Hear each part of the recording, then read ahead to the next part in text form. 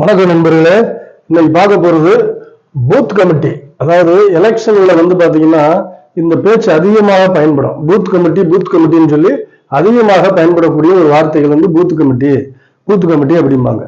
இது வழக்கறிஞர்களுக்கு என்ன சார் தேவை அப்படின்னு கேட்கும்போது பொதுமக்கள் அனைவருமே தெரிஞ்சுக்கணும், வழக்கறிஞர்களாகிய அனைவருமே தெரிஞ்சுக்கணும். ஏன்னு கேட்டீங்கன்னா, ஒரு எலெக்ஷன் நடக்குதுன்னா ஒரு போலிங் ஸ்டேஷன் இருக்கும். போலிங் ஸ்டேஷன்னா அதாவது ஒரு வாக்குச்சாவடிக்கு இருக்கிற ஒரு ஒரு ஒரு குழு கொண்ட ஒரு அமைப்பு, ஒரு ஏரியா, ஒரு ஸ்கூல்னு சொல்லலாம். ஒரு வாக்குச்சாவடிக்கு உரிய ஒரு தேர்தல் குழுவா பூத் கமிட்டிங்கிறது. இப்போ ஒரு கட்சி இருக்குன்னு வச்சுங்க, பெரிய கட்சிகள் இருக்கு, தேசிய கட்சிகள்னா பிஜேபி லெவல்ல, காங்கிரஸ் லெவல்ல, தமிழக லெவல்ல பாத்தீங்கன்னா டிஎம்கே, ஏடிஎம்கே, டிவிகே, இந்த மாதிரி கட்சிகள் லெவல்ல பூத் கமிட்டின்னு சொல்லி ஒன்று உருவாக்குவாங்க. இந்த பூத் கமிட்டி உருவாக்கும் போது என்னென்ன எப்படின்னு கேட்டீங்கன்னா, பூத் நம்பர் என்ன, பூத்தோட லொகேஷன் என்ன, வார்டு என்ன, வில்லேஜ் என்னன்னு ஒரு நோட் பண்ணுவாங்க.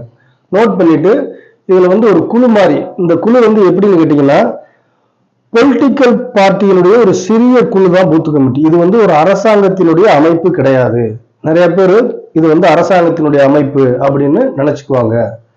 இதுல பிஎல்ஓன்னு சொல்லிட்டு பிளாக் லெவல் ஆபீசர்னு சொல்லி அந்த ஸ்கூல் கிரேட் லெவல்ல எல்லாம் இருக்காங்கல்ல, அந்த வீட்டுல இதெல்லாம் கணக்கெடுக்க வருவாங்க.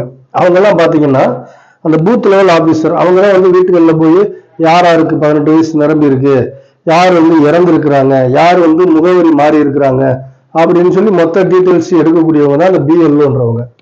அவங்க தான் என்ன செய்வாங்க கேட்டீங்கன்னா, அந்த ரிட்டர்னிங் ஆபீசர்கிட்ட எல்லாத்தையுமே சப்மிட் பண்ணுவாங்க. சப்மிட் பண்ணி தான் அவங்க ஒரு டிராஃப்ட் ரோல், ஒரு வரைவு பட்டியலை கொண்டு கொடுப்பாங்க. அப்ப பூத் கமிட்டிங்கிறது என்னன்னு கேட்டீங்கன்னா, ஒரு கிரவுண்ட் போர்ஸ் வேலை செய்யக்கூடிய ஒரு அமைப்பு, ஒரு கட்சிக்காக ஒரு கிரவுண்ட் போர்ஸ் வேலை செய்யக்கூடிய அமைப்பு, ஒரு ஹெல்ப் டெஸ்க்ன்ற மாதிரி, உதவி மையம் மாதிரி இருக்கக்கூடிய அமைப்பு. அப்ப போலிங் ஸ்டேஷனுக்கும் போலிங் பூத்துக்கும் என்ன சார் வித்தியாசம்னா, போலிங் ஸ்டேஷனுங்கிறது எலெக்ஷன்ல ஓட்டு போடக்கூடிய ஒரு பிளேஸ். ஏதோ ஒரு ஸ்கூல் இருக்கும்ல, கவர்மெண்ட் ஸ்கூலா இருக்கும், பிரைவேட் ஸ்கூலா இருக்கும், இல்லைன்னா ஏதாவது ஒரு ஹாலா இருக்கும், ஏதோ ஒரு இடத்த பிக்ஸ் பண்ணியிருப்பாங்க. அதான் போலிங் ஸ்டேஷன். மொத்தம் தமிழ்நாட்டில் 68,321 போலிங் ஸ்டேஷன்ஸ் இருக்கு. போலிங் பூத்துக்கு போலிங் ஸ்டேஷனுக்கு என்ன வித்தியாசம் கேட்டீங்கன்னா, இப்போ ஒரு ஸ்கூல்னா போலிங் ஸ்டேஷன் வச்சுக்கோங்க ஒரு ஊர்ல, அந்த போலிங் ஸ்டேஷனுக்குள்ள ஒரு 3-4 வாக்குச்சாவடிகள் இருக்கும், ஒரு 3-4 பூத் இருக்கும். அந்த பூத்து இந்த பூத்து ஒரு 4 பூத் கூட வச்சிருப்பாங்க மக்கள் தொகையை பொறுத்து. அந்த போலிங் ஸ்டேஷனுக்குள்ள இருக்கிற ஒவ்வொரு ஓட்டு போடுற இடமும் தான் போலிங் பூத். புரியுதுங்களா? அதனால போலிங் பூத் வேற, போலிங் ஸ்டேஷன் வேற, ரெண்டையும் போட்டு குழப்பிக்கிறாதீங்க. இதுல தமிழ்நாட்டுல 68,321 போலிங் ஸ்டேஷன்ஸ் இருக்கு. சென்னையில தான் அதிகபட்சமாக 3,726 இருக்கு. அடுத்து திருவள்ளூர்ல 3,687, சேலத்துல 3,260, இது மாதிரி கம்மி பண்ணிக்கிட்டே வந்தீங்கன்னா பெரம்பலூர்ல 652, அரியலூர்ல 596, இப்படின்னு சொல்லி ஒரு ஸ்டாட்டிஸ்டிக்ஸ் இருக்கு ஒவ்வொரு மாவட்ட வாரியா. இது அரசியல் இருக்கிறவங்களுக்கு இந்த வீடியோக்கள் கண்டிப்பாக தேவைப்படும். அப்ப இந்த பூத் கமிட்டி ஒருத்தர் எவ்வளவுதான் பெரிய பெரிய மாநாடுகள் போட்டாலும் சரி, பெரிய பெரிய தலைவர்கள் மாநாடுகள் போட்டாலும் சரி, மக்கள் அதை பார்த்து நிறைய வியந்தடைஞ்சிருவாங்க. ஆனா பாத்தீங்கன்னா எந்த மாநாடுமே போடாம ஒரு சின்ன கட்சியில இருக்கிறவங்க பாத்தீங்கன்னா ஜெயிச்சிருவாங்க. எப்படி ஜெயிக்கிறாங்கன்னு தெரியாது. சிலர் பாத்தீங்கன்னா சுயேட்சையில ஜெயிச்சிருவாங்க. அவங்கள எப்படி ஜெயிக்கிறாங்கன்னு ஒரே கன்ஃபியூஸா இருக்கு, இவரெல்லாம் எப்படி ஜெயிச்சாருன்னு தெரியல. ஆனா எத்தனை பெரிய பெரிய தலைவர்களுடைய பேஸ் வேல்யூ இருந்தாலும் கிரவுண்ட் ஒர்க் பார்க்கக்கூடிய இந்த பூத் கமிட்டியினுடைய மெம்பர்ஸால மட்டும்தான் ஒரு கட்சி ஜெயிக்க முடியும், வேற ஆளாலையும் ஜெயிக்க முடியாது. அப்ப ஒரு பூத் கமிட்டியில இருக்கிறவங்க ரொம்ப ஃபெமிலியர் ஃபேஸா இருக்கணும். அதுல யாராவது மேக்சிமம் வழக்கறிஞர்களுக்கு இதுக்கு என்ன தேவைப்படும் அப்படின்னா, இந்த ஃபார்ம் 10A சொல்லக்கூடிய ஒரு எலெக்ஷன் கமிஷன் டிபார்ட்மெண்ட்டுக்கு ஒரு ஃபார்ம் 10A சொல்லி ஒன்று அனுப்பணும். இந்த போலிங் ஏஜென்ட்டுடைய லிஸ்ட்டுகளை அனுப்புவாங்க. இதெல்லாம் கொஞ்சம் அட்வான்ஸா அனுப்பணும், எலெக்ஷனுக்கு முன்னாடி அட்வான்ஸா அனுப்பணும். அப்போதான் அவங்களுக்கு ஏற்ற மாதிரி ஐடி கார்டு ஓப்பன் பண்ணி கொடுப்பாங்க. இதுல யார் சார் இருப்பாங்க ஒரு பூத் கமிட்டினா? ஒரு தலைவர் இருப்பாரு, ஒரு துணைத் தலைவர் இருப்பாரு, ஒரு செயலாளர் இருப்பாரு, போலிங் ஏஜென்ட் இருப்பாங்க, 1, 2, 3 பேர் இருப்பாங்க. வாலண்டியர்ஸ் ஒரு 1ல இருந்து ஒரு 10 பேர் இருப்பாங்க. நார்மலா பாத்தீங்கன்னா ஒரு 15ல இருந்து ஒரு 20 மெம்பர்ஸ் ஆகுது ஒரு பூத் கமிட்டியில இருப்பாங்க. இந்த பூத் கமிட்டியில முக்கியமா யோசிக்க வேண்டிய விஷயம் என்னன்னு கேட்டீங்கன்னா, ஒரு சிலர் கட்சியினுடைய ஃபேஸ் வேல்யூ பார்த்து ஓட்டு போடுறவங்க இருப்பாங்க. ஒரு சிலர் தலைவருடைய ஃபேஸ் வேல்யூ பார்த்து ஓட்டு போடுறவங்க இருப்பாங்க. வேட்பாளர்களுக்காக ஓட்டு போடுறவங்க இருப்பாங்க. சரிங்களா? சிலர் ஜாதி பார்த்து ஓட்டு போடுவாங்க. அது போக இந்த பூத்தில் உள்ள செயல்பாட்டாளருக்காக ஓட்டு போடுறவங்க வந்து பாத்தீங்கன்னா அதிகமா இருப்பாங்க. இவங்க தான் ரொம்ப முக்கியமானவங்க. இது கிட்டத்தட்ட வந்து ஒரு தனி அமைப்பு. இவங்களோட ஃபேஸ் வெளியிடுறது ரொம்ப முக்கியம். ஏன்னா இவங்க வந்து இந்த பூத் கமிட்டியில இருக்கிற மெம்பர்ஸால தான் அதிகமான ஓட்டுகள் வந்து பிரிகிறது, உடையிறது, ஜெயிக்கிறது எல்லாமே வந்து இந்த பூத் கமிட்டி மெம்பர்ஸ்னால தான்.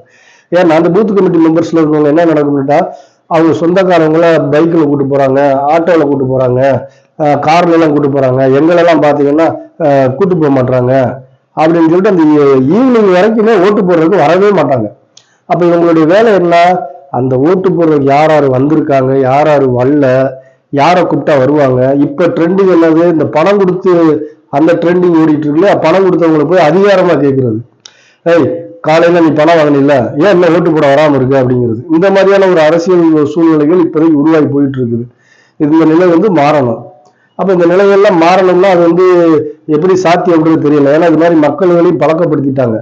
அப்ப இந்த தலைவர் இருக்கவர் வந்து என்ன கேட்டீங்கன்னா பூத்தினுடைய டோட்டல் மேனேஜ்மெண்ட்ல இருப்பாரு. இவருடைய வேலை என்ன கேட்டீங்கன்னா இருக்கிறவங்களுக்கு எல்லாம் ஃபர்ஸ்டே வந்து ட்ரைனிங் கொடுக்கறது, மீட்டிங் அரேஞ்ச்மெண்ட் பண்றது, இந்த டோட்டல் பூத்ஸ் எல்லாத்தையுமே வந்து அந்த வார்டுல இருக்கவங்க எல்லாத்தையுமே வந்து ஒரு மானிட்டரிங் பண்ணுவாரு. ஒரு மானிட்டரிங் பண்ணி எல்லா வேலைகளையுமே பார்க்கக்கூடியவர். இவர் அதிகமா வந்து பாத்தீங்கன்னா ஆண் வர்க்கம் பெண் வர்க்கம் ரெண்டு ஓட்டாளர்கள் வாக்காளர்களையுமே மேனேஜ்மெண்ட் பண்ணக்கூடியவர். துணைத் தலைவரா இருப்பார். இவர் வந்து வைஸ் கன்வீனர்னு சொல்லுவாங்க. இவர் துணைத் தலைவர். இவர் வந்து அதிகமா பெண்கள் வாக்காளர்களுடைய தொடர்பு அதிகமா வச்சிருக்கணும். ஏன்னா இவர் வந்து தலைவர் வந்து எல்லாத்தையுமே ஓவரால் கான்சென்ட்ரேஷன் பண்ணிட்டு இருப்பாரு. இந்த பெண்கள் வாக்காளர்கள் தான் வந்து பாத்தீங்கன்னா எப்பவுமே எலெக்ஷன் டயத்துல ரொம்ப குழப்பம் பண்ணுவாங்க.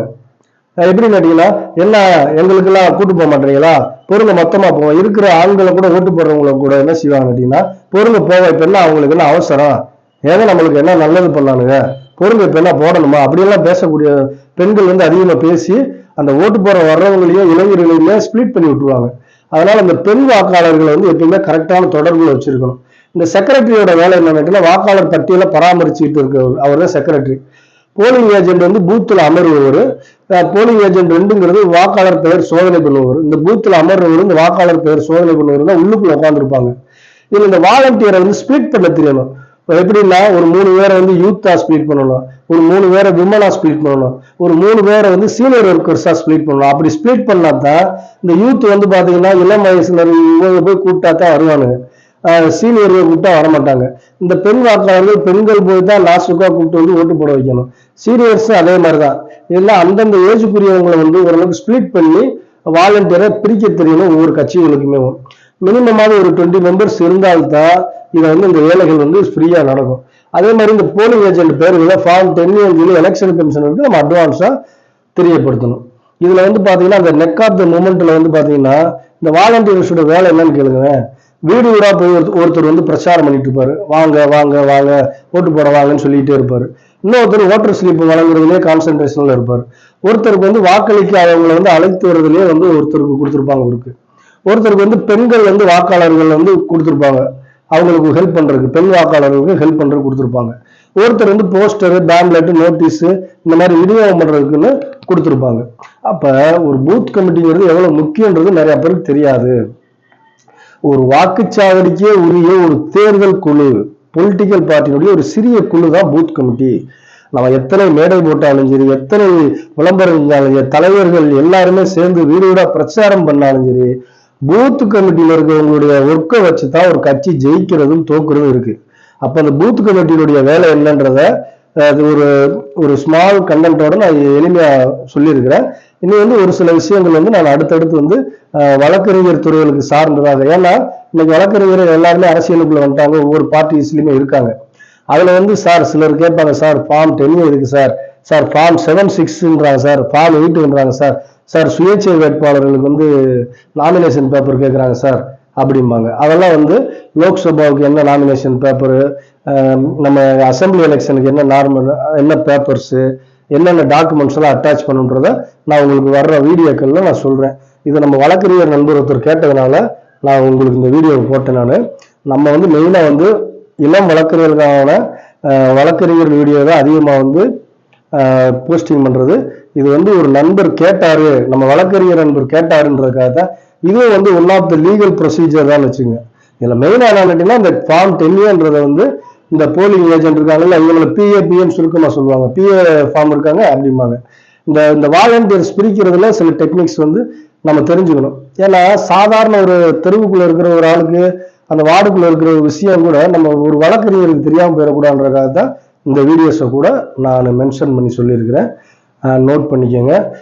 வேற ஏதாவது கமெண்ட்ஸ்ல கேட்டால் கூட இந்த சந்தேகம் இருந்தால் கேளுங்க. நான் மென்மேலும் அடுத்தடுத்த வீடியோக்கள் உங்களுக்கு பண்றேன். நன்றி, வணக்கம்.